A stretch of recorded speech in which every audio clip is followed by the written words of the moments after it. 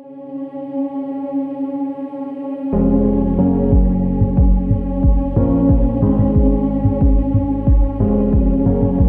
I just wanted to introduce, I guess, Bridging Borders and myself. Yes. So hi, everyone. I'm Fawad from Bridging Borders. I'm a board member as well as the Director of Development and Outreach. Now, at Bridging Borders, our main aim is to help newcomers and those vulnerable in our communities struggling with financial insecurities, education, and mental health. And we wanted to create an organization that helps close these gaps by the inequities in our society. And now joining us here today, we have Alexander Michael Gittens. He's an acclaimed author, speaker, and strategist. And he's created billions of dollars worth of solutions for over 400 businesses in every corner of the globe. He's also been a speaker at TEDx and across the world in USA, Canada, Austria, Germany, Slovakia, and the Czech Republic. And, you know, this is great because of today's topic, which is to elevate Black voices. And his is a great one to start the series off with. And everyone, just a reminder that we'll be having a question and answer session at the end. So please leave your questions in the chat. So Alexander, thank you so much for joining us today. Hey, thanks for having me. That's an introduction. See, Fawad, I'm just sitting in my own living room here. So I'm not used to people speaking so nicely about me when I'm just chilling at home. So I really appreciate that. Thank you for that introduction. Are your own, and it's quite amazing to have you here with us today. Okay, great. Well, I think the first thing I want to say after I've said thank you to Bridging Borders Mississauga for having me here is one thing I wanted in my life is all. If you asked me when I was a kid, AMG, what do you want? I'd say I want it all. I wanted to be smart, handsome, successful, educated. I wanted to leave a mark on this world that only I could make. And part of the problem with wanting it all is I didn't know what it was going to look like. I didn't know where I was going to start. But one thing I knew is that if it was positive, I wanted it. And I wanted to do things in a big way. But for most of my life, if I'm honest with myself and if I'm honest with you, I was just super confused. I didn't know what I was supposed to do, how to do it. I didn't know what truly I was interested in. And it was curious because I was known for playing music. I was pretty good at playing piano. I was a pretty decent athlete.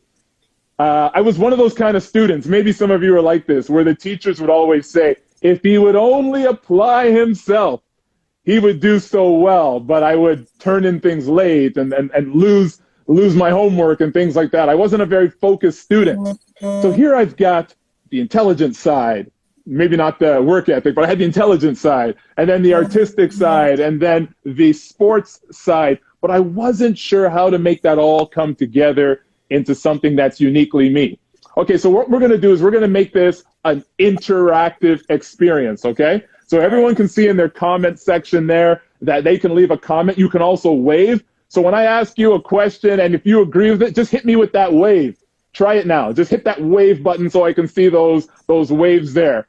All right, let's see if I can see those waves there. Okay, I see one from JCI Toronto. I think those are my people there. Oh, I see Norel is waving at me. How you doing? How you doing? Okay, so if there's anyone out there, if they have felt as if, oh, all the hearts are coming in, the waves are coming in. All right, good to see you. Did anyone feel like they had things that they wanted to do that was super big, but they weren't sure how to do it? They weren't sure where to start. Oh my gosh, look at all the waves. Can you see all those waves? Absolutely. So what I did was, as I went through life, I would just try to take opportunities here and there. But even when I turned about 17, 18, and I had to decide what I was going to do in school, what I was going to do for my career, I didn't have a clue. I didn't know where to start. And I was being prepared to study music at U of T. And they had kind of a music and a business program, but I didn't know. I bailed on that at the last moment. I disappointed my parents and my music teacher. I just didn't know what to do. But let's back up a little bit because, like most of you, I come from an immigrant family. My dad was born in South America. My mom was born in the Caribbean. And they came to Toronto and they met in Toronto.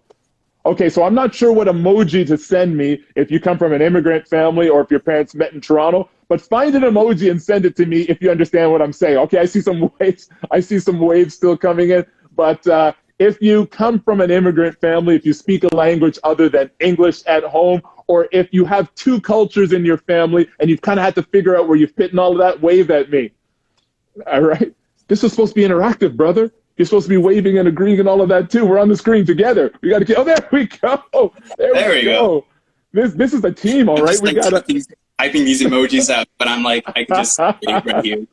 Everyone else use emojis, all right. You're supposed to do the visual reinforcement. Okay, so look at all these different ingredients I have in my life. Come from an immigrant family. I'm super ambitious. I was a bit of a shy kid. I didn't know what I wanted to do. I always felt like I was in the wrong place. I always felt that way. Our family, we grew up in mostly white neighborhoods, very homogeneous neighborhoods where there weren't a lot of people that looked like me. And when I looked at the TV screen and I looked at the magazines, I didn't see a lot of people who looked like me. Well, I did if they were playing sports. I saw a lot of people like me if they were playing sports. I saw a lot of people who looked like me if they were entertainers. I saw a lot of people like that. But I come from a family of all women. Do you think I saw colored faces on the magazines, fashion magazines? Nope. Do you think I saw black, brown faces in academe doing things in science or technology? Do you think that was what I grew up seeing? No.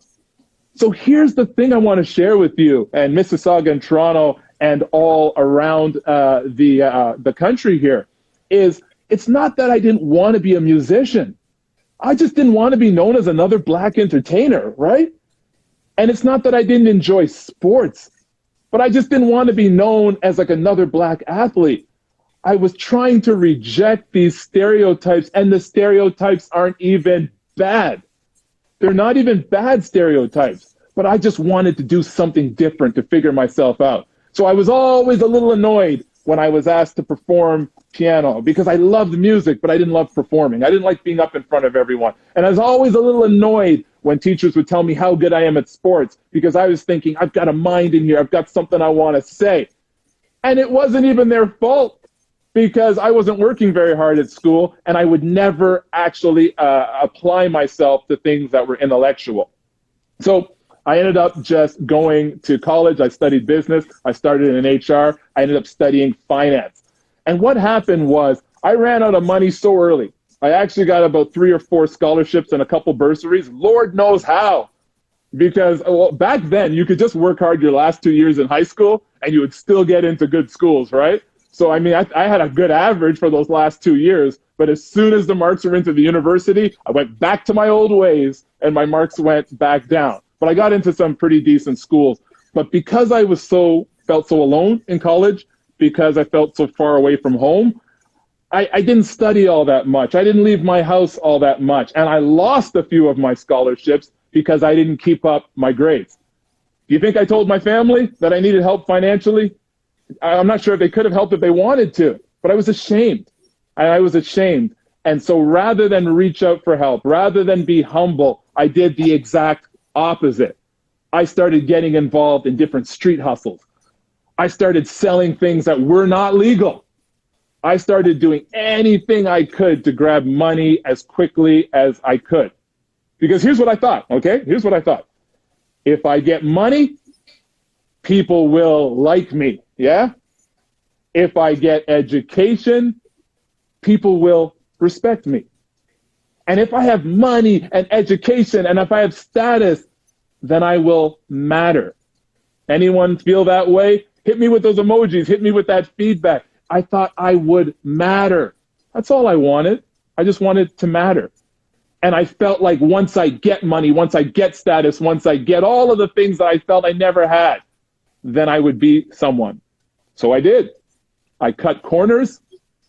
I compromised my values. And I got all of those things that I thought I wanted. I drove a nice car, built a nice house, had people around me who probably didn't care about my well-being, but as long as I was paying, they were around me. Well, what happens is sometimes when you take the shortcut, it ends up taking longer. And that's what happened in my life. I ended up in legal trouble. I ended up in financial trouble. I ended up embarrassing myself and my family. I had to rebuild my whole reputation.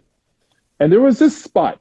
I'm going to lean in here because we're all family here. We've all been at home too long. We need to feel some intimacy. So I'm going to lean in here. There was this spot, this place at the bottom, when I had lost everything and ended up further back than when I started, when I had to ask myself, what kind of man do I want to be? What kind of person do I want to be? And in that moment, I decided two things. The first thing I decided was I am never going to make decisions outside of my highest values ever again. I told myself, literally, moment by moment, I'm going to ask myself, is this the way I want to see the world? Is this what my heart beats for? Is this the outcomes that I want to see in humanity? And I would let that be my North Star and let that guide my way. I started off slow, and it took a lot of courage. Especially when dealing with family and friends and relationships. Oh my gosh, when you want someone to like you, you'll say and do almost anything. At least I would. You know, you just want that closeness. But it took a while until I could actually apply my values to everything that I did. I lost a lot of friends. I had to start over. It took me almost 10 years to rebuild my life. But it's a decision that I held on to, and I'm glad I did. And the second thing I decided was to figure out this thing called life. Like, how do I want to live? What do I want to do? Who do I want to be?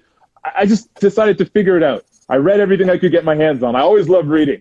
Send me some book emojis if you love reading, or send me that hand up emoji if you love reading. If you're a book nerd, if you're a bookworm, if you're a nerd like me, send me, yeah. I could turn the camera around and show you all these books here. But, you know, I was a pretty shy kid with people that I didn't know, so I was a reader. So I just started reading everything I could get my hands on about how to live a best life and how to achieve greatness.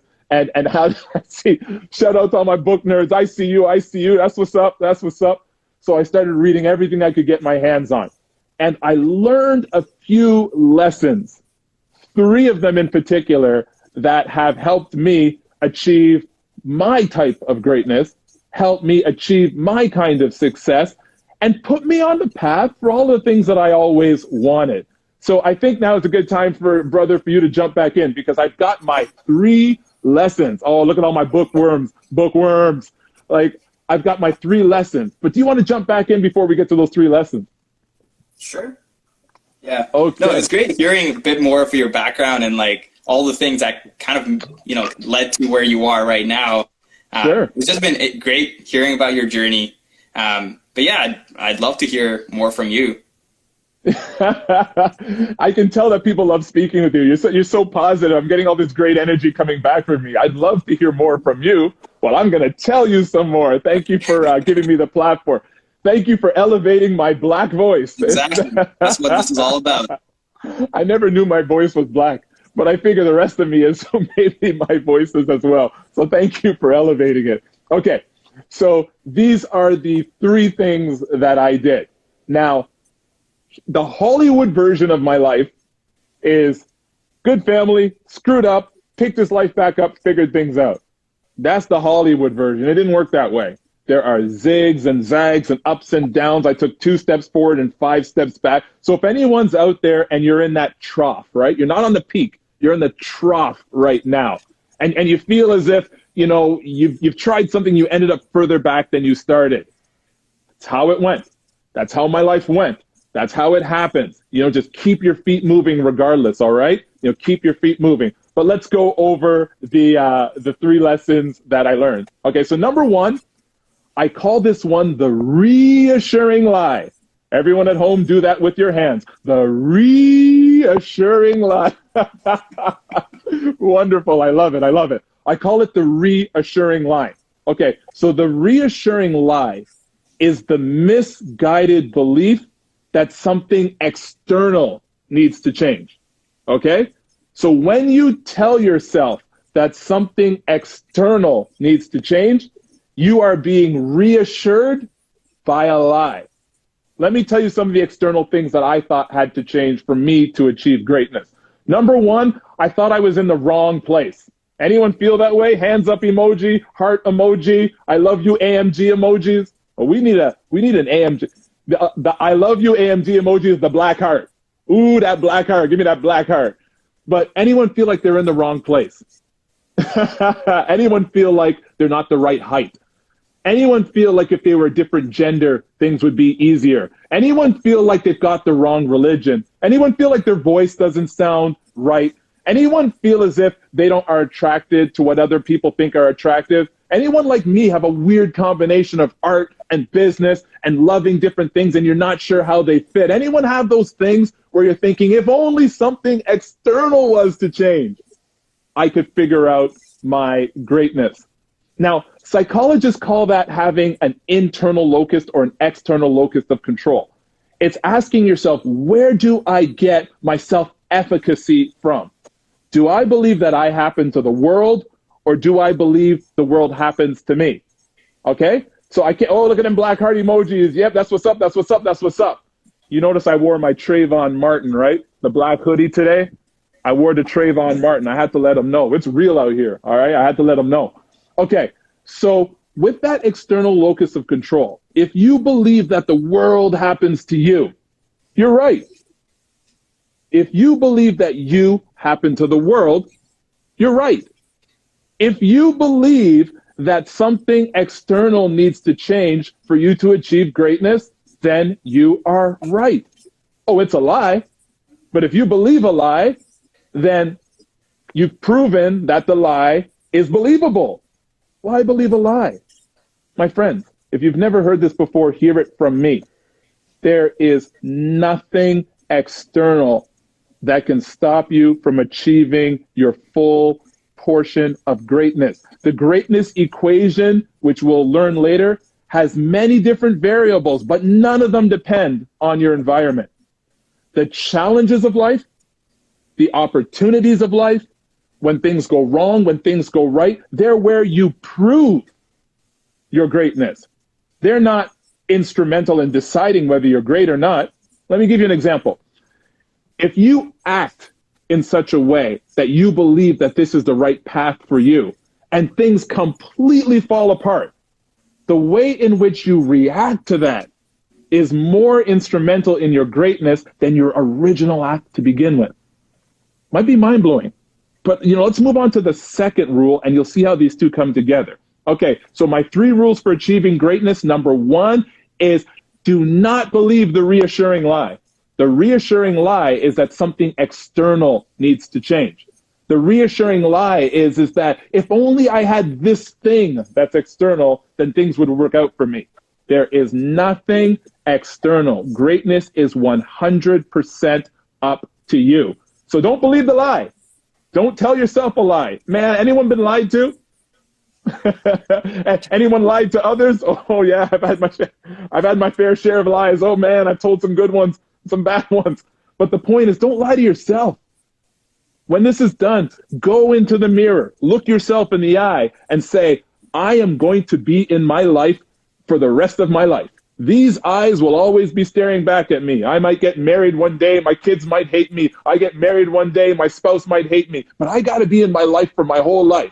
So while others may play me, others may put me down, don't play yourself. Man, somewhere DJ Khaled is shouting out, like, don't play yourself. All right? Do not believe a lie. Nothing external needs to change. Greatness is 100% up to you. So the reassuring lie is the misguided belief that something external needs to change. Okay, so number 2, I call this one the fundamental fears. I came up with these. I mean, I had to read 100 and a million different books to put it all together. But these terms, I want you to help me popularize them because we're going to help people achieve greatness even outside this conversation. Okay, so the second one, I call it the fundamental fear. So I thought that fear and failure is something I wanted to avoid. Okay? I thought success was over here. Can I get my whole body out of the frame? There we go. I thought failure was over here. Hold on, a little bit more. I'm 41, friends. This hurts a bit. All right. And I wanted to go all the way to success, avoiding failure 100%. So I thought I was going to travel this road to success unencumbered by failure, right? I didn't want any failure whatsoever. But I've learned that there's a certain kind of failure that you need to achieve greatness. Not only do you not want to avoid it, you need this failure to achieve greatness. So in order to do that, let's break down the three kinds of failure. So the first kind of failure is called destructive failure. You know, someone just asked if I can save this live. I'll try. I'll definitely try and make it available. Bridging Borders, Toronto, Mississauga, National, help me out as far as saving it, but I'll try to save it. Yeah. But take notes as well. Yeah. Go ahead. I think there's an option like right at the end where you can kind of save it and post it on your stories, or I think it's like IGTV, something like that. It'll ask you at the end. So just make sure to like do not overestimate how good I am with technology. All right. So at the end, I'm just not going to close it, and I'll try to go slow and figure it out. All right. You see these gray hairs? These gray hairs. It's real out here. All right. I'm old. So all right. So everyone's telling me it asks you at the end. Okay. So it sounds like it's pretty low tech. I can handle it. All right. So the first kind of failure is called destructive failure. Okay. So destructive failures are when you try something and what you're going after, though, is not inside of your highest values. It's not. It's just something that you're like, okay, I can get money, like me, right? Remember, I can get money, I can get status. I'm just going to do this. I don't care if it's actually something that I value. I don't care if it's something that has integrity. I just want to get that. Don't stop, get it. I'm trying to get paid, son. I'm trying to level up. That kind of failure, it actually destroys your path to greatness. You want to avoid that. Do not do things outside of your values. You're not going to get where you want to go. The second kind of failure is pretty exciting. It's called true failure. True failure is simply not getting up when something goes wrong. So if you try something, it doesn't go the way that you want, and you stay down, that's true failure. As long as you get back up, you can't really fail. You can learn. But that's just a setback. If you had setbacks, put your hand up. Put your hand if you had a setback. Everyone's had a setback. My little goddaughter, she's so sweet. She's the love of my life. I'm watching her learn to walk. She's clumsy. And she falls over all the time. Imagine if that 2-year-old just said, you know, man, this walking thing ain't for me. I done fell 7 times. I don't know why the 2-year-old speaks in Ebonics, but I done fell 7 times today. I ain't even trying to get back up. All right? But she got back up. She gets back up. It's a lesson for all of us, right? You just get up. As long as you get up, it's not true failure. It's just a setback. It happens. All right? It happens. Get back up. But the third kind of failure, you can see how I'm leaning in, right? I'm leaning in, right? I'm leaning in because the third kind of failure is exciting. The third kind of failure is the one that you actually need, right? This is called constructive failure. That's when you have a goal and you go after it, and that goal is inside of your highest values, and it's the way you want to see the world, and it's the outcome that you want to create in the world. And you make sure that every step on the way to that goal is inside of your highest values, and that it's something that your heart beats for. And then things go wrong. They fall apart. But when you fail inside of your highest values, you actually get the things you need to be great. Courage, confidence, wisdom, resilience. You get those things from getting up after you failed inside of your highest values. So here I am trying to be a success at things that don't matter, and all of the tools I needed. The first time I was in high school and I spoke in front of my school, I just mumbled for 4 minutes straight. I'm not a natural anything. I am a work in progress. I am sorting it out one day at a time, just like all of you. But the reason why I have the confidence to get in front of you and tell my story, talk about my failures, and tell you, please don't do the same thing, is because I got back up. That's it. That's it.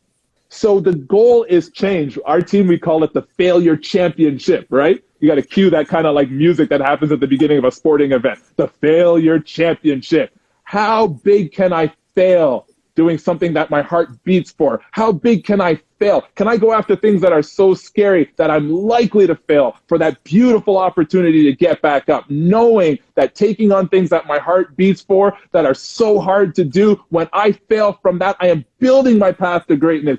I need to work harder. I need to try things that are scarier. I need to take on bigger challenges. I got to fail bigger than I did before for that beautiful opportunity to get back up, knowing that I am paving my path to greatness. Ooh-wee! I love it. That's good stuff. Hit me with them black heart emojis. Hit me with them black heart emojis. Oh man, I love it. I love it. I love it. Okay. So now we've got our 2 lessons of greatness. Number 1 is nothing external can stop you from achieving your full measure of greatness. It's 100% up to you. And even when things don't go your way, the way that you react to those challenges of life is where your greatness is found. So look at when things go wrong as the universe, or God if you prefer, giving you the opportunity to prove that you are going to still operate inside of your values, giving you the opportunity to still get back up. And when you're deciding to do something, don't worry if you don't pick the right program. I didn't. Don't worry if you end up with 52 copyright charges against you. I had that. It's not fun, friends. Don't worry if you owe 7 figures. It's less fun. That's not fun. I was young enough to recover, but it's not fun. But at the end of the day, try to fail doing something that your heart beats for. And even if you chose the wrong thing, like me, you chose the wrong thing and you're like, this is destructive failure. It's not true failure if I get back up.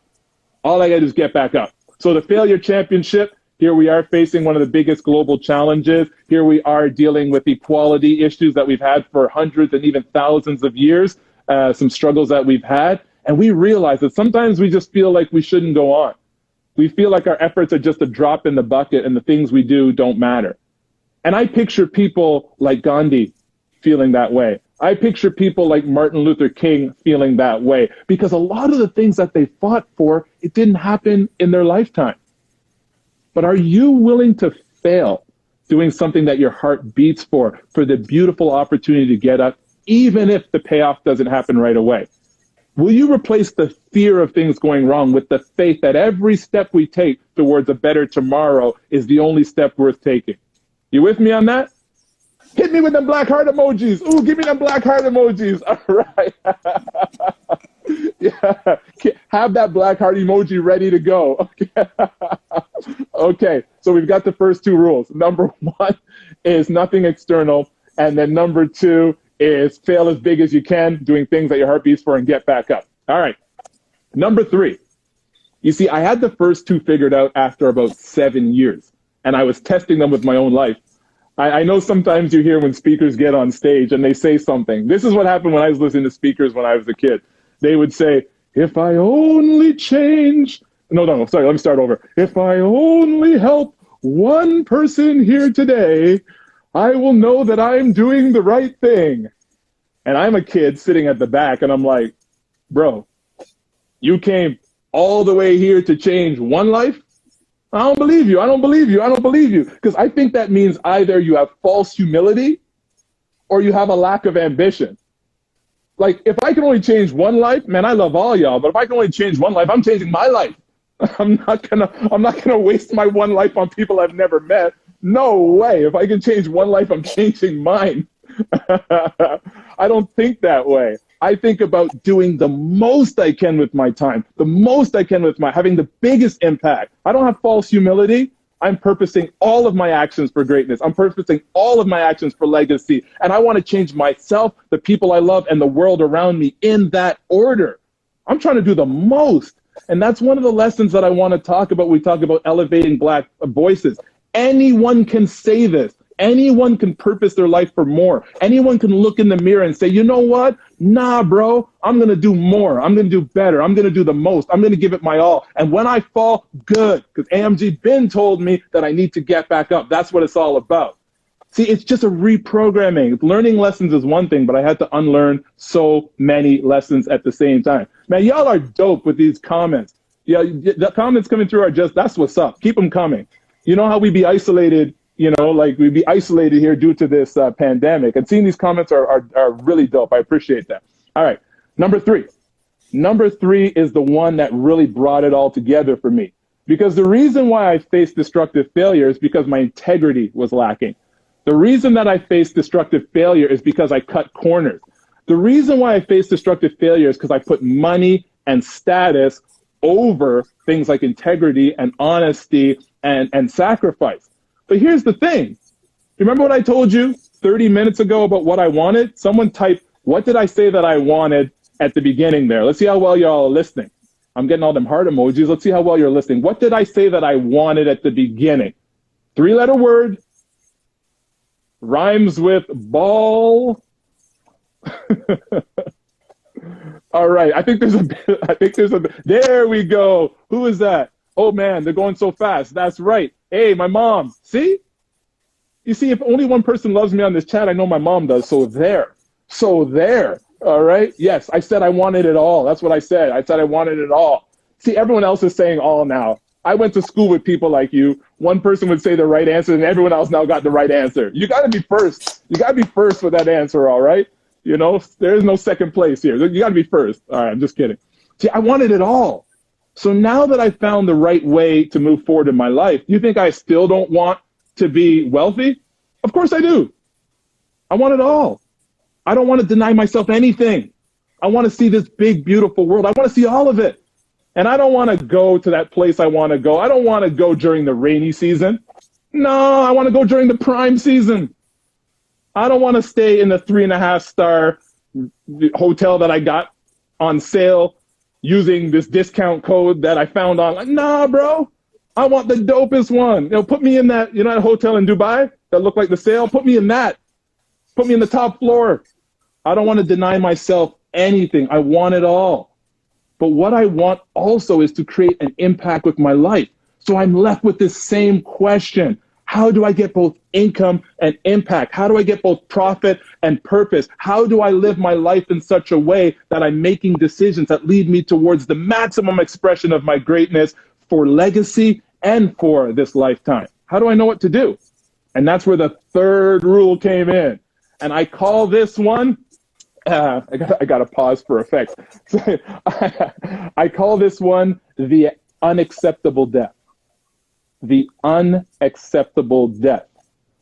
When someone says, AMG, what's going to happen to you? I'm like, I know what's going to happen. I'm going to die. Come on, bro. Every living thing dies, all right? Every living thing dies. So I already know what the ending is. But more interesting than that is, what am I creating with my life? You see, some people think they're going to get to 60, 70, 80, and then they're going to look back on their life and say, oh, you know, yeah, what did I create? Life doesn't happen in reverse. It happens in the present. So what I decided to do was ask myself, you know, I read this article. I got to tell you this article I read. It said, here are the two biggest regrets of people when they're reaching the end of their life. So they're on their deathbed. Here's their two biggest regrets. Number one, they didn't take enough chances. That's their number one risk, is that they didn't take enough chances. And number two, their risk was that they cared too much about what people thought about them. When they got to the end of their life, they realized, I made so many decisions to please other people. Anyone feel like they're making decisions to please other people, their parents, their cultures, their aunties, their uncles, what their society expects of them? Well, here's the thing.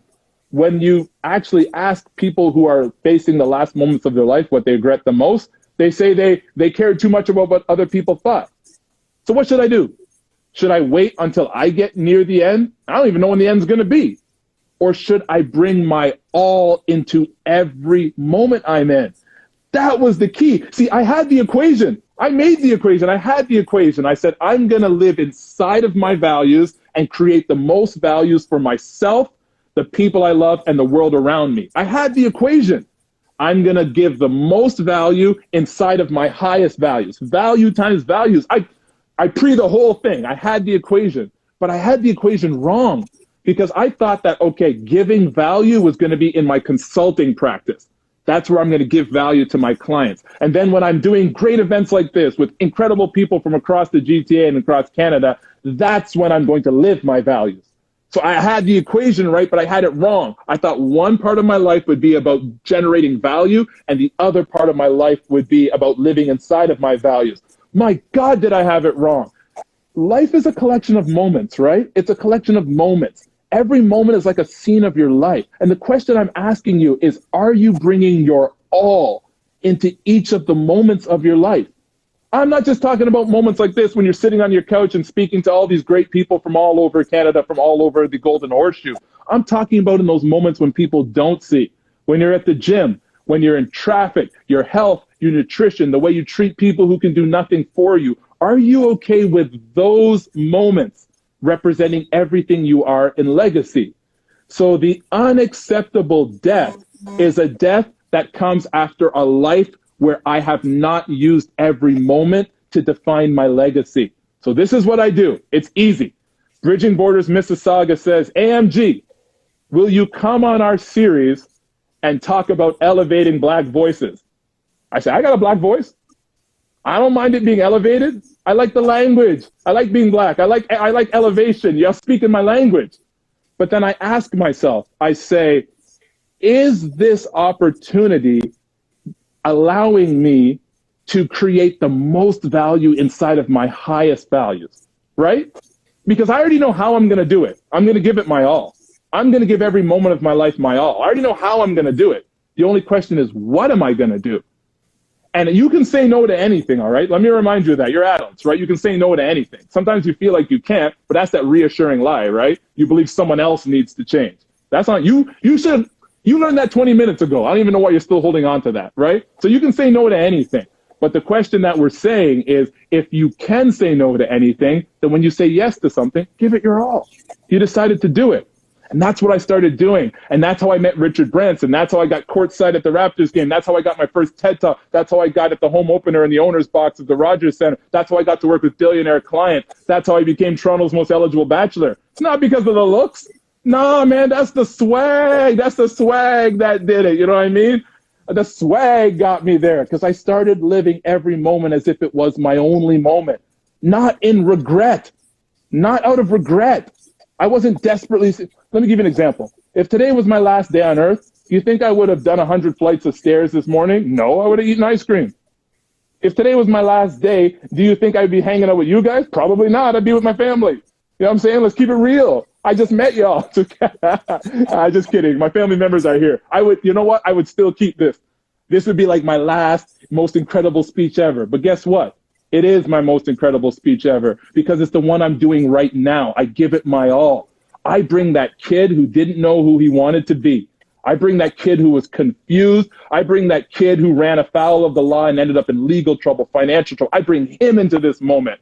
I bring the father I'll be one day. I bring the husband I'll be one day. I bring the impact I want to see on the world. I bring that into this moment because I realize that this moment is all I have. And I have decided to make my life a collection of moments purposed for legacy. How can I lose? Oh, I'm going to fail. My God, I'm going to fail. I'm part of that failure championship. I'm fitting to win. I'm going to fail, right? But I'm going to get back up. I'm going to keep failing because I'm going to try super, super, super hard things. But one thing I will never do is operate outside of my highest values. One thing I will never do is take a moment off. So I've already won. Let's say I step outside and I get murked today. Let's say, my life ends today. Don't feel sorry for me. I lived a great life, all right? I'm ready to go. My life's been good. If I get murked today, sorry, friends. If I decease, if I do die today, am I okay with this speech representing everything I am in legacy? Yep. It's not even a good speech, but it's my all. It's my all. I have standards. I got to get much better, but this is my all. I'm not taking anything off. I'm not holding anything back. I'm giving my all. So if I'm giving my all at each moment, I'm ready. I'll get better. Don't give up on me. I'll get better, but I'm giving it my all.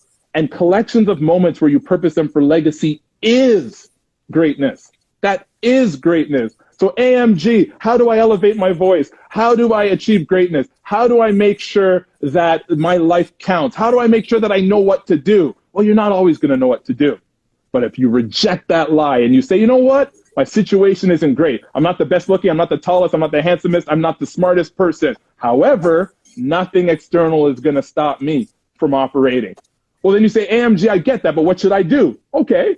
Trying to trick me? Nah, man, I came prepared. What do? I try the hardest things that I can find that are inside of my highest values, right? So maybe you're like, I love cooking for people. I love that, but I'm afraid of learning a new language. Go cook in Bangladesh. Unless if you're Bangladeshi, then I'd be cheating. Challenge yourself to do something hard for something you love. Challenge yourself to do something that means something to you that you're probably going to fail at. Do something you're afraid of that your heart beats for. And it doesn't even matter if you choose the right thing, because when you fail doing something that is in the right direction, you build your path to greatness. It took me forever to figure it out. I'm still figuring it out, but I know I'm on the right path because it doesn't matter where I'm going. It matters how I get there. And I take care of every step. They say, okay, AMG, I got to admit, when I first saw you, I didn't think you had so much knowledge, but now I'm saying you keep it real. You're the real deal. I'm with it. I know it. I'm with it. So the last point is I have decided to base my life on a collection of moments purposed for legacy. So even when I do the wrong thing, I'm always calibrating my actions with that desire I have to create the biggest positive impact for myself, the people I love, and the world around me.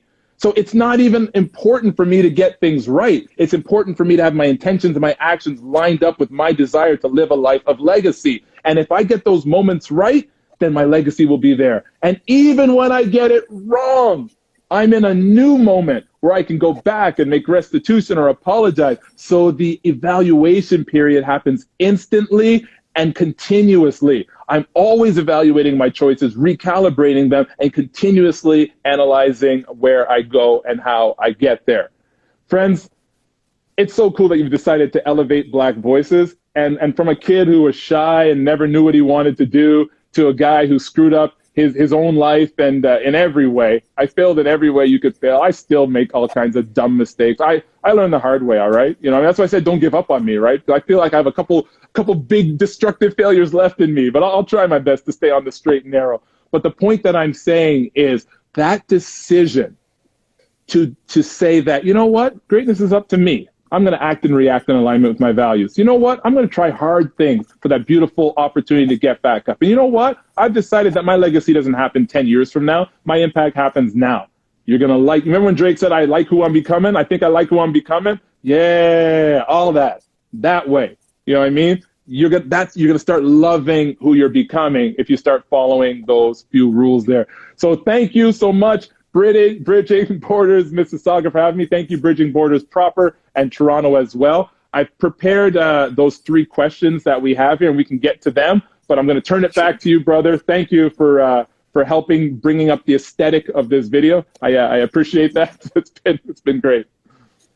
Yeah, no, and thank you so much for your wonderful kind of life lessons there. I think we can all take away something from that and you know, learn from your mistakes hopefully, but then also make some of our own. Sure. So there's that as well.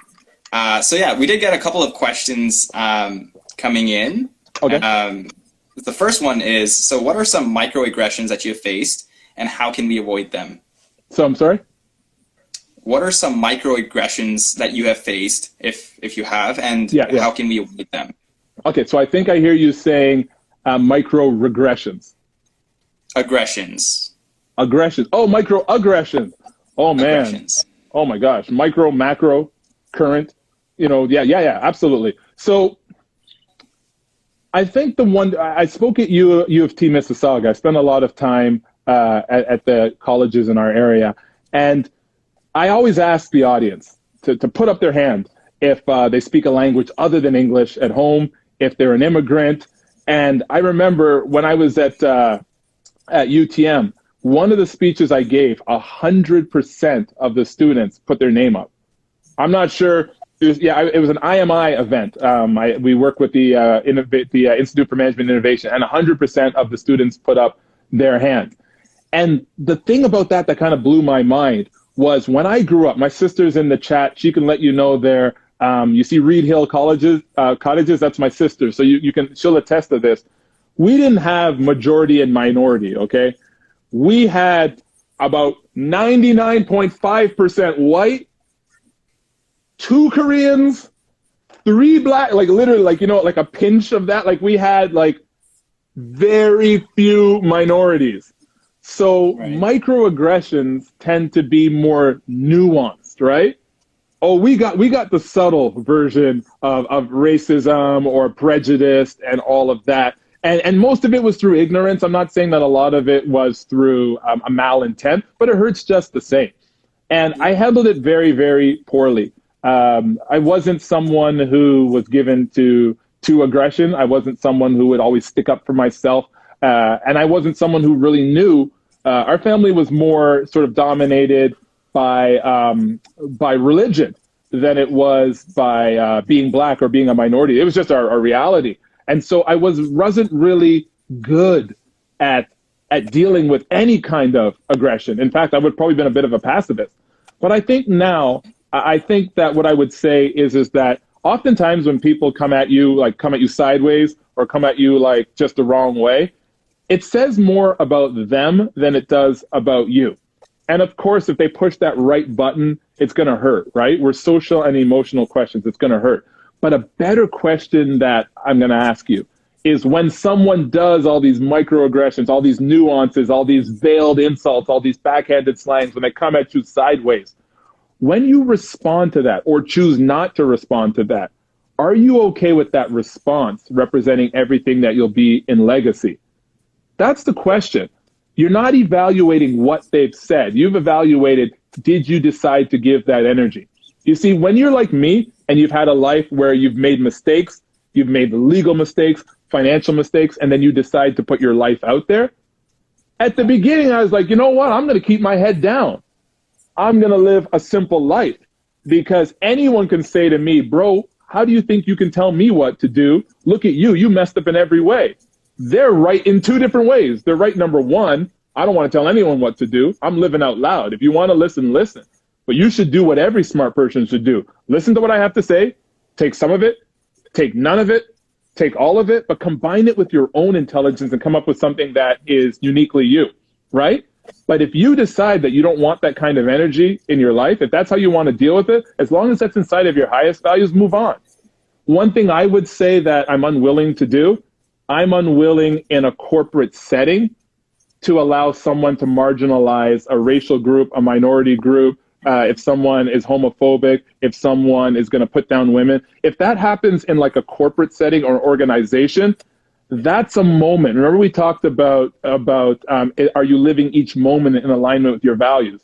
So you're not going to tell any gay jokes around me. Like that's not going to happen. You're not going to tell any sort of racial jokes around me. And I'm not going to answer with aggression, because I'm at a different frequency, y'all. I'm not operating at that low frequency. That's the old me, all right? Like I'm dealing with that Michelle Obama. When they go low, I go high, all right? Like I'm on that next level, right? So, but what I'm saying is I am not okay with that language being spoken around me. So typically what I would say is something like this. Let's stop the meeting right now because someone slipped an F word in here when just talking about a guy being feminine or a guy being weak. And I have used that word so many times in the past. In fact, a lot of the words that I used growing up, they would be derogatory, and I didn't even know they were derogatory.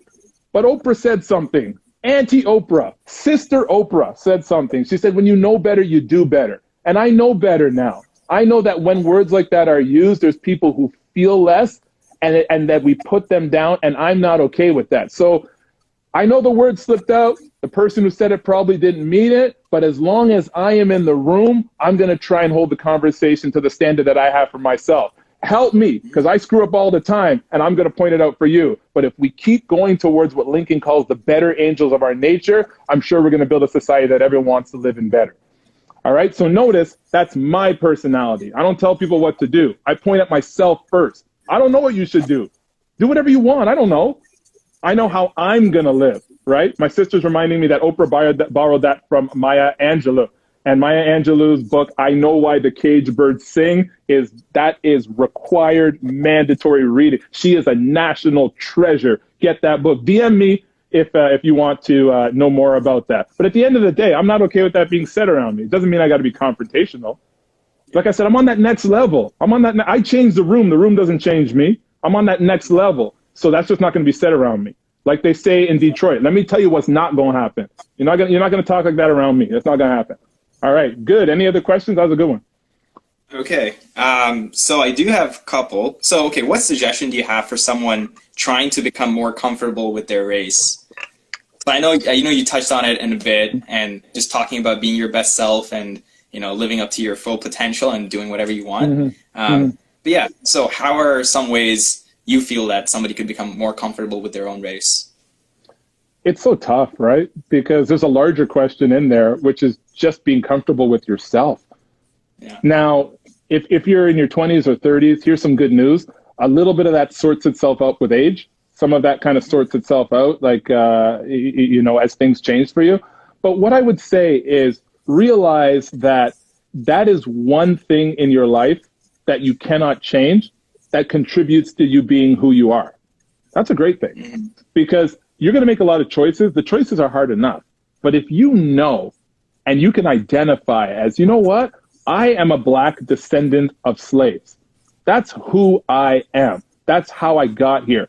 But if I go back 300 years, yeah, Black people were slaves, my ancestors. But I go back 2,000 years, guess what? We were running things. Oh, the Egyptians and the Moors and that. If you go a little bit further back in history, you realize that, look, Black history didn't start 300-400 years ago. We were kings and queens. We brought the different lessons and different things to the world that they use today. Engineering, math, sciences, language. Every culture has had their heyday, up and down.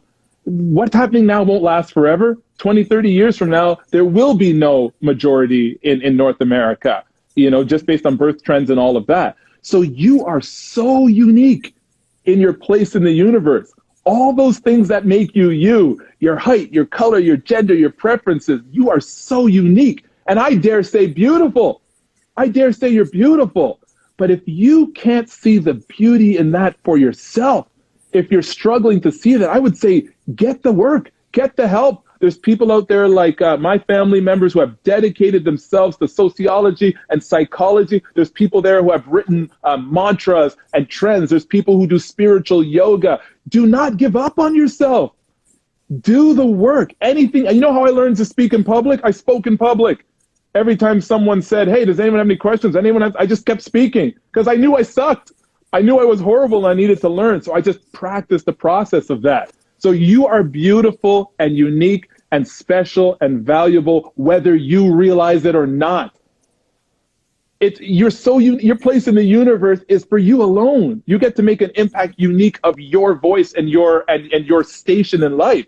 So get the help you need. There are professionals, there are programs out there that can help you deal with. If it's abuse that you had, not your fault, but it's your problem. If there's situations where, you just can't seem to remember things or whatever, build yourself into the person you want to be. But that starts with loving and appreciating your uniqueness.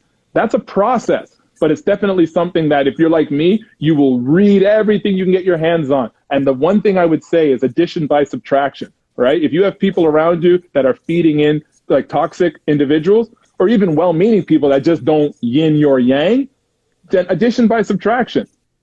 Start removing people from your life, because everyone's in your life for a reason, a season, a lesson, or a lifetime, right?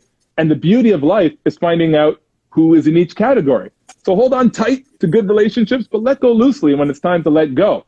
And feed yourself what you need to become the highest and best version of you. That's your responsibility. And we don't all start with the same energy level, right? Some people wake up singing. Some people have to struggle to get positive every day. That's chemical levels, right? So, when we talk about mental health and all that, that's real, all right? But that's not like mental health, depression, energy levels. That's real. That's a chemical thing. And so if you're one of those people who have to work a little harder to get where other people wake up, do the work. Get the help. Don't give up on yourself. I'm not giving up on me. Don't you give up on you. We're doing this together. So that's my advice is do whatever you can do. Try everything. As long as it's out of your values and you get back up, you're actually paving your road to greatness. But yeah, that's what I had to do. I had to do all of those things, right? So yeah, great question. Yeah. Great question. And just a follow-up question. So sure. You're in a very unique position where you've, been to the US and even studied there and in Canada as well. And in the UK and in Scotland. Come on, I've gone to 4 universities. Man, see, that's what they do to black people. They diminish our accomplishments. Just kidding. Just kidding. Just kidding. Yeah. I took a quick browse on your LinkedIn and there was like a lot of stuff happening. But see, I was like, this is a very accomplished person. When you read anything I put out, give it your all.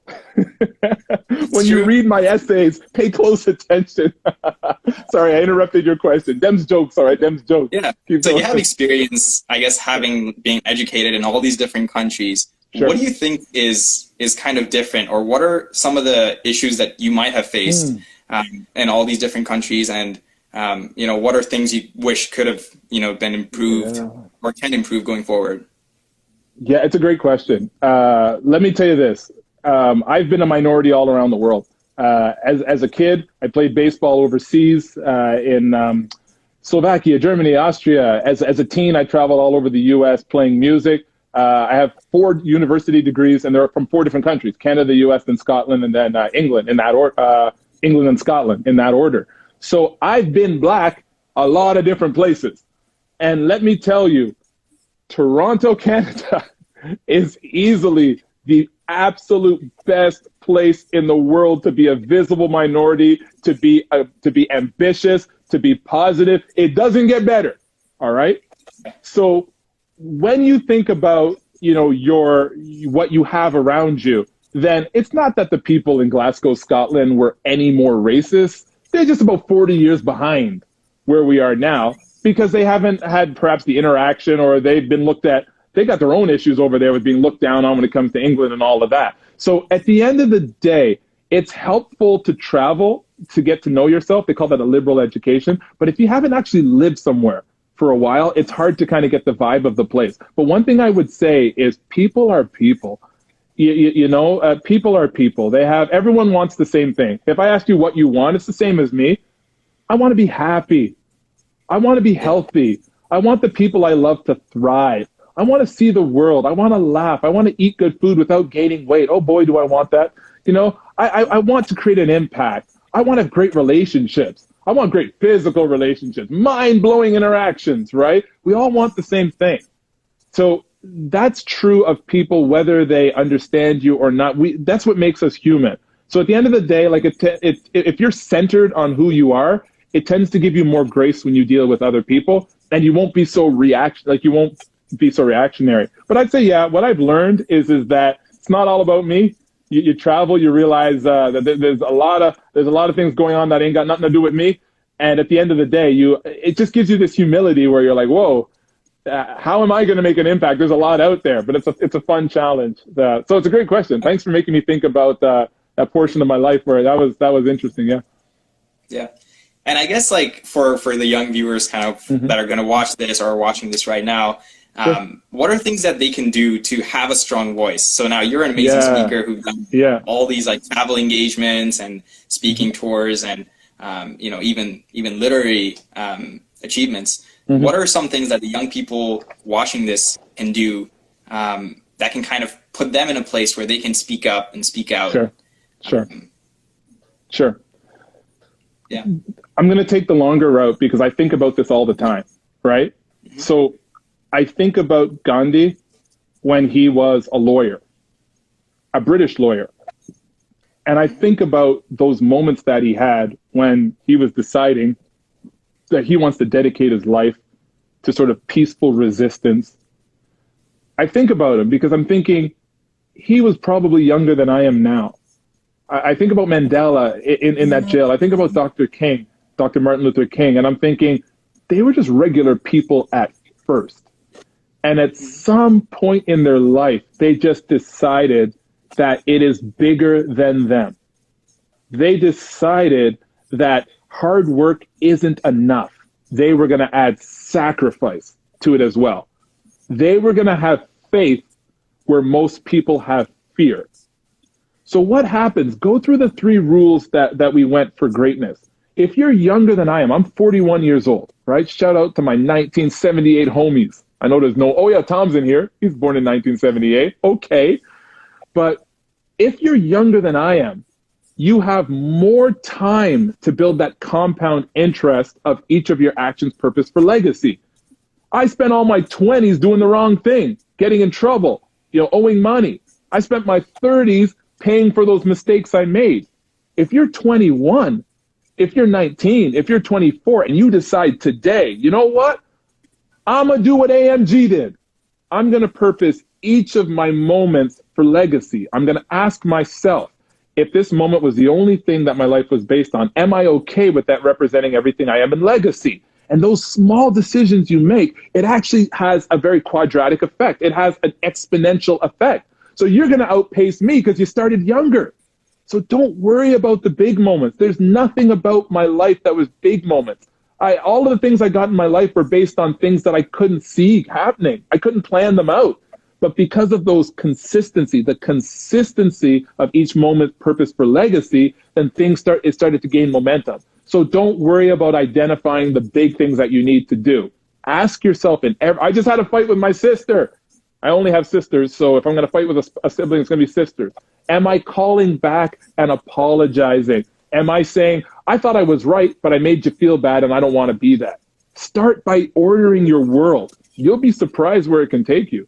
I mean, I'm dope, and I didn't even know it was possible for me, and there's so much more coming. It's just, it boggles my mind that it happened to me. I was unlikely. Poor black kid, poor black neighborhood, loving family, but no one in my family is in business.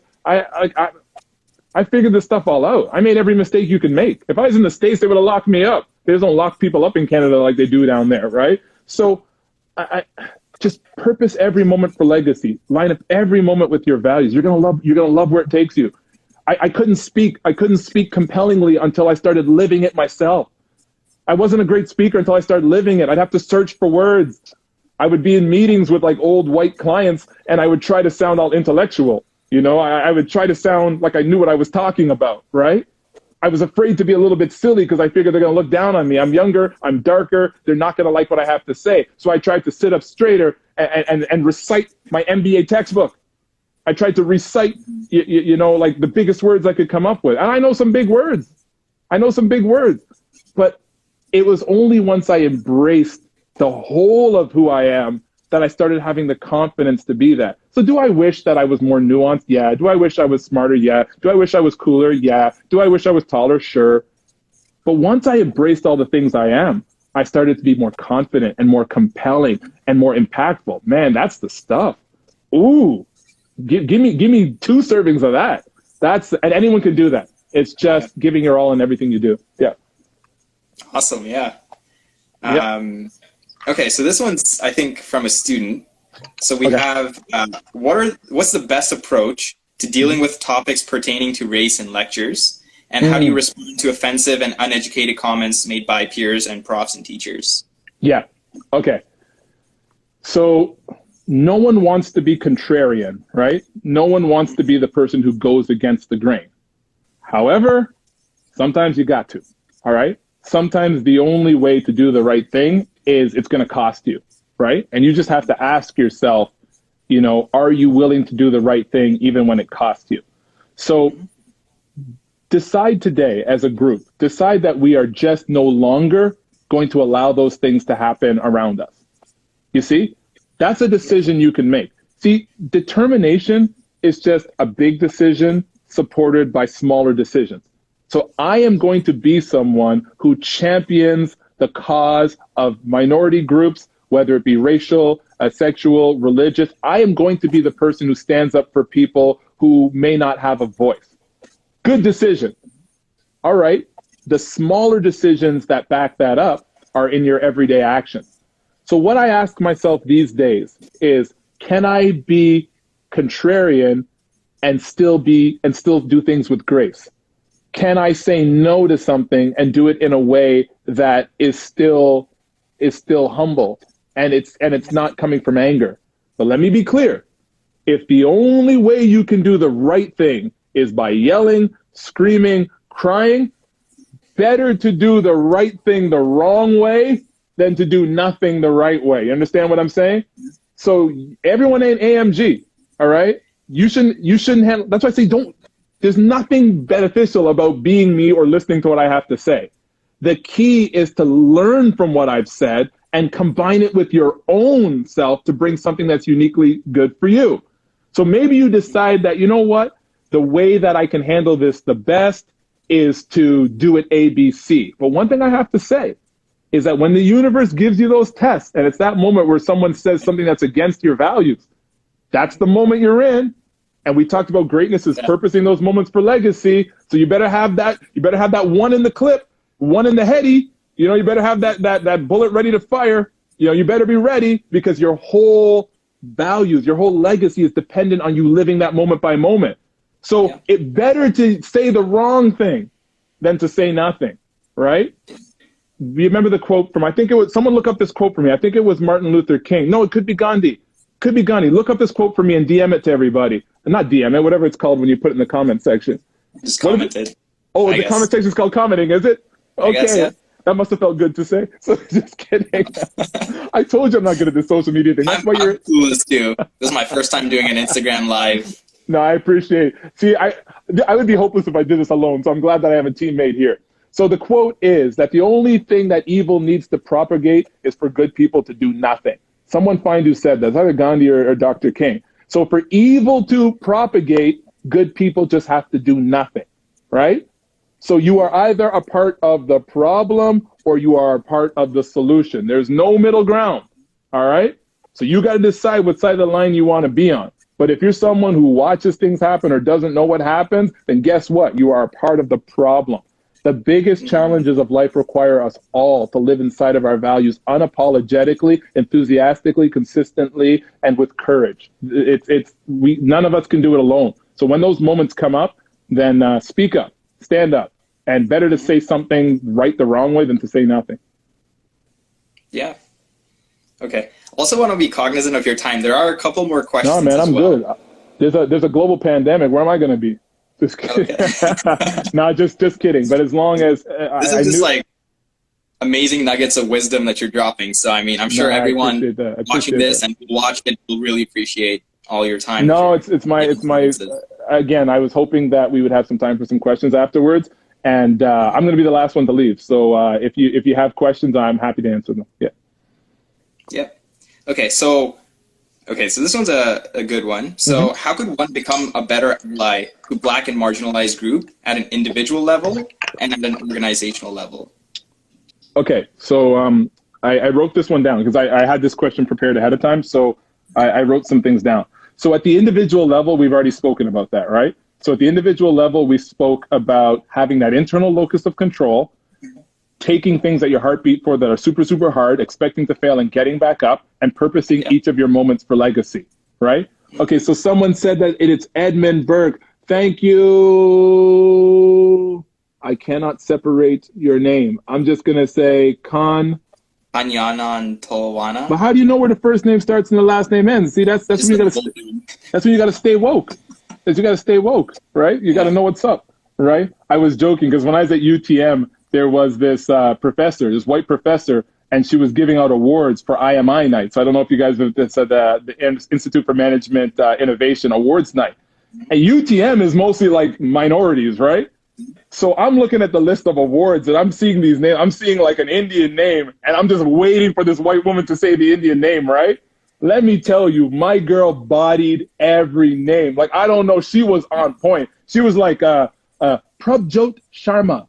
I was like, word, okay, she got Jyoti right. Then there was like a Sri Lankan name, and I'm like, all right, she's gonna mess this one up. And she was like, Thanusha Tharmakula Singham. I was like, oh damn, like she's actually good. But then I saw a Vietnamese name, and I'm like, oh, she's gonna mess this one up. And she was like, Phung Nguyen. I was like, Phung Nguyen? I'm like, she actually pronounced that correctly. I was like, look, UTM. I don't know who this white woman is, but this white woman is on that next level. No one can pronounce Nguyen. Everyone messes it up. And she said, Phung Nguyen. I was like, that's it. So anyway, shout out to all the people with ethnic names that have it mispronounced all the time. But that's one of the things we can do at the institutional level, right? So when I ask someone their name, I write it down phonetically. Dale Carnegie said the sweetest sound in the English language is the sound of someone's name, right? You know what? All my people listening back home, put your name in the comment section phonetically, okay? So whenever you have the syllable that you're supposed to lean on, you got to put that in caps, right?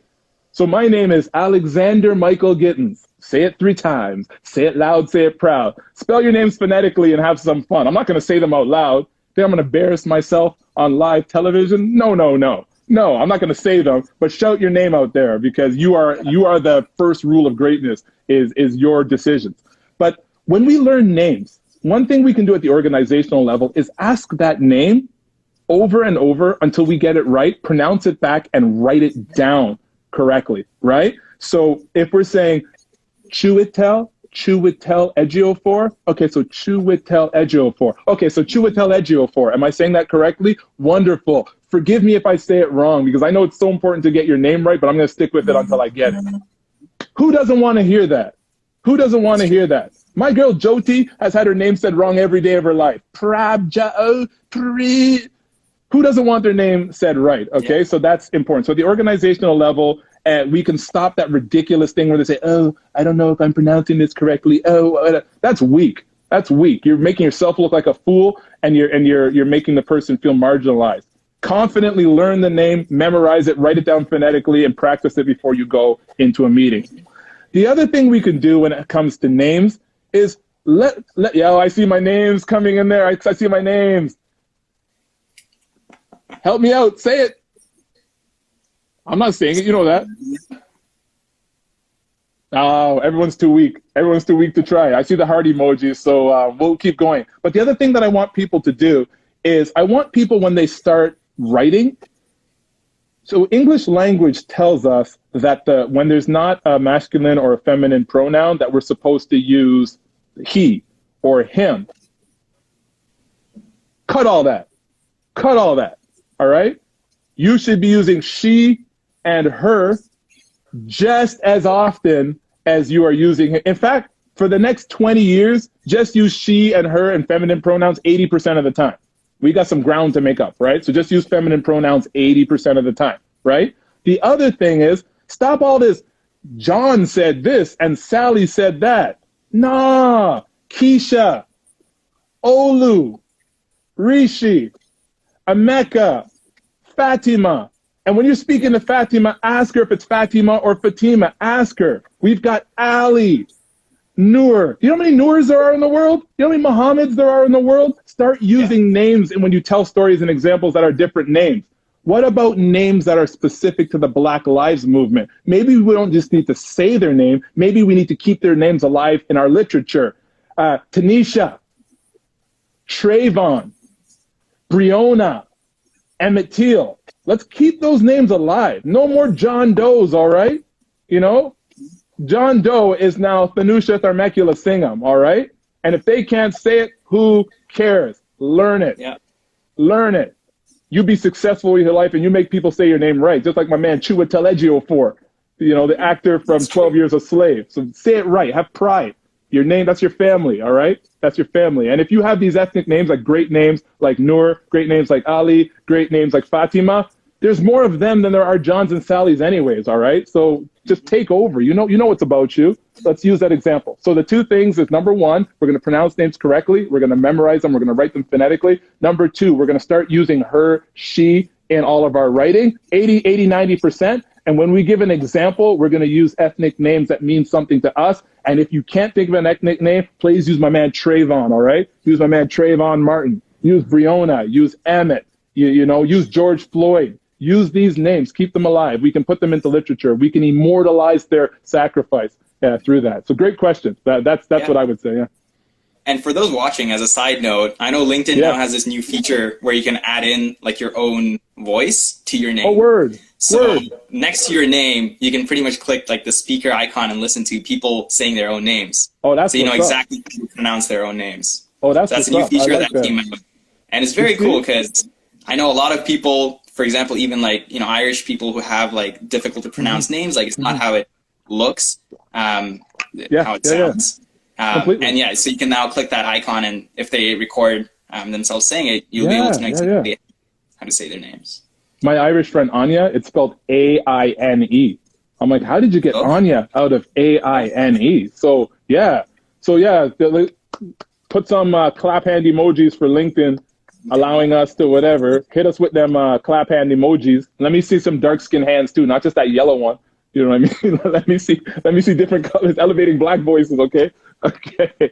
And anything else there? I think we could do two more here before we get out of here. Yeah.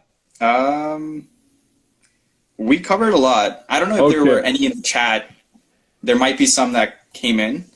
If somebody has a question in the chat, make sure to just copy and paste it a couple times. But there's one thing that I wanted to say, because one of my, I see them clap handy, I see them fists. That's what's up. That's what's up. I feel you. I love that energy, man. I love that energy. Stay with that energy. Okay, so one of my clients, her name is Temi. She's an incredible Black woman. She's of Nigerian descent. She was born in America, and she's a British subject, but she is incredible. She played, she went to Harvard, and then she played in the WNBA. She is a world champion with the Minnesota Lynx. and she also plays for the British national team. So she's one of my clients. And when I was speaking with her earlier, she has a business startup that she's doing. She's such an accomplished woman. She's taking her basketball earnings and she's building companies and lifting up neighborhoods. What a woman. You can find her, Temi. Look up the people that I follow and follow me and find Temi and just say, yo, AMG's talking about you. You know what I mean? It'll be the least famous thing that's ever happened to her. Okay, but I asked her today in our meeting, I said, Tem, you're a black woman, all right? It was harder for you than it was for me because maybe I wasn't seeing myself out there in anything but sports and music. But let me tell you, when I grew up, black women were invisible as far as pop culture. There was no Oprah at the time. There was no Beyonce. Like, there was no national positive image of black women at all. Right? So I said, Tem, I got a platform tonight. Like, we elevating black voices. I got to elevate your voice. And she said, you know what? What would I say that I want someone to know if they approach me and to be racially sensitive? She said, listen. Then she was like, you could hear her thinking out loud. She said, don't ask dumb questions. No, just what. Then she came back. She said, truly listen. That's what she said. Truly listen. And so I wrote down some things after speaking with her that I think would be sort of a good idea. My sister does this. Oz, you still there? My oldest sister, Reed Hill Cottages. You still there? Holla at these good folks here. So one thing that she does with her children is when she's around the dinner table, her and her husband, my brother-in-law, ask the kids what was their highlight for the day and what was their low light for the day. And one thing I think that could be a great way to kind of start a conversation with someone is just, hey, look, tell me about your story. Were you born in Canada? Did your family come to Canada? Okay, so once you've established, and don't be like, look, is you Indian, Pakistani, or other? You look kind of, don't do that. Don't guess. Ask a question. Ask a question. Ask a question. So once you've started that asking the question, then you can say, you know what? When you first got here, what were some of the highlights of being in Canada right away? As a 6-year-old, what were some of the lowlights? Are the things that you remember that weren't so great? And you're not listening to talk, all right? You're listening to listen. So when they give you a reply, when it's your turn to talk, you further support what they're saying. So they say, that was tough. I can imagine that. How did it make you feel? Did your siblings handle it differently? Boom! Now they've got more of a platform to talk. You're listening to listen. You're not listening to talk. So shout out to the Reed family, my lovely sister and her husband and her 4 beautiful kids whom I love dearly for that highlights and lowlights. It's giving someone the platform to tell their story. So now that you've been here for 20 years and you've lived here longer, what are some of the things that you look back on? And there's my sister there. You see her with that white emoji in there. I was going to say what's up to her. She's a wonderful woman. She's been doing a lot for Black Lives Matter throughout this, joining many forums, having a lot of conversations. So it's great to be a part of a family that values things that are eternal. So those highlights and lowlights give people the space and the opportunity to define where the conversation is going to go. And then when you reinforce them for that, then they keep going. See, psychology has no real laws, right? Because it's a social science. It's not a physical science. So there's no real laws. But if psychology has a law, it would be that reinforced behavior gets repeated, right? That's the only thing, that's the closest psychology comes to having a law. So if you reinforce someone for telling their story, they're more likely to tell you more. That's how you build intimacy with strangers, is you listen. So shout out to Tem, world champion basketball player with the Minnesota Lynx national team. Yes, follow her, Temi. Find her on my Instagram. She's a wonderful woman, and tell her that AMG was talking about her in a positive light. So listen, highlights, lowlights, listen to listen, not listen to talk. Yeah. And again, for all the viewers, this is going to be a series that we have going, and hopefully we'll be able to get amazing people like Temi on to share their stories, more about their experiences and just their thoughts overall. And we'd love to have not only just her, but all these amazing other people out there as well. Absolutely. Yeah. And so I don't think we have any other questions so far. We've covered all the ones that were asked previously. I'm not sure where the questions are in the chat. List. Sure. Yes. And then someone had a question in here can I scroll back? Did we? Sure. I'm scrolling, shaking the camera. There's one now. Okay, let me go down to the bottom here. How can non-minorities aid in the mission towards equality? Ooh, so did we not catch when we were talking about that, where at the organizational level? So the things, again, so that's a great question. So it'd be the listen, right? Mm-hmm. Because that's really what prejudice is, isn't it? Right? Like, when you really think about that, is you're choosing to define someone based on a larger stereotype that is probably not true for them. Mm-hmm. Even when you do it innocuously, it's still hurtful, because you're marginalizing a person and you're not acknowledging their uniqueness. Now, if you do it in a pejorative way, it's even worse, because now you're combining them negatively with other qualities. So a way to not take away someone's voice, to not marginalize them, is to open up their conversation. Let me tell you what's going to happen when you sit down with someone from a different background. Let me tell you what's going to happen when you learn about someone's family. Not only are they going to feel better, you are going to be better. The reason why I'm able to speak confidently is, let me be honest, all right? I was one of those people who needed direction. I had a lot of talent, but I was going in every direction. On my own, I would do negative things that didn't work out so well. I was very fortunate to have people around me who led me in the right direction. I was fortunate to love reading so I could pick up books. And I was fortunate to be in a country where when you make mistakes, they tend not to lock you up for life, okay? So I was very, very fortunate.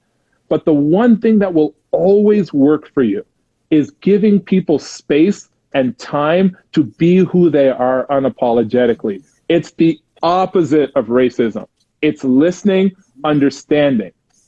And if you combine that with the lessons that we've learned today, not only are you going to be better, not only the person's going to be better, but we'll have a community that we can all be proud of.